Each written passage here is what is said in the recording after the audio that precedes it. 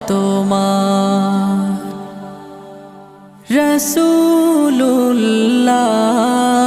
রাসূলুল্লাহ কি উপায় হবে আমার রাসূলুল্লাহ কি উপায় হবে আমার ওই মদিনার পথের ধুলি মাখতাম আমি পেলে সুরমা বলি